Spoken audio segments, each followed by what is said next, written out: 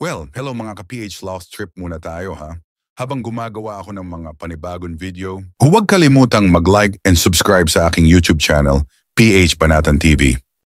Ito naman si tatay.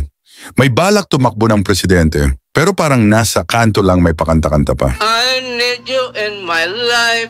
Life is meaningless without you.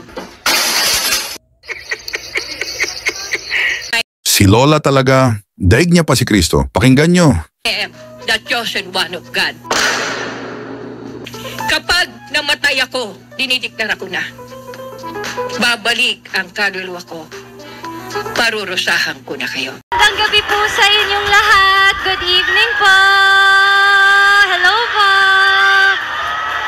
Unang-unang, Lenny! Lenny! Medic pala! Medic. Diyos ko po, medic daw po. Sa akin pa napunta yung ano po. Plano lang talaga nila sirain ng sirain. Gusto lang talaga kasi nila, sila yung nakaupo. Ganyan yung mga putang inang Liberal Party na yan.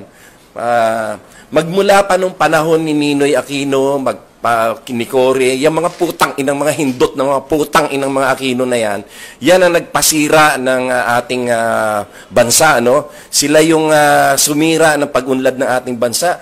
Lahat ng problema na nararanasan natin ngayon, yung kakulangan sa tubig, sa traffic, yung mahal ng kuryente, kulang sa trabaho dahil kasi naglayasan yung mga factories dito. Lahat yan ay kagagawan ng mga putang inang mga Aquino. At saka yung putang inang hindot ng EDSA-1 na yan, mga putang ina nyo! Ha?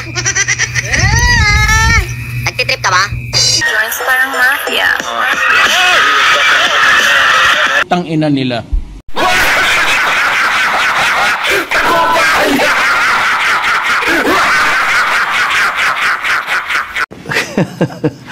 Can I just ask you why that's funny? There's a hindi. Ang problema. So, hindi daw makukuha ang solusyon sa pagpapalit ng kulay lamang. Your reactions to that po? Ako alam mo, magpapaka-gentleman na lang ako ha. Pupunta tayo doon saan yung nandun.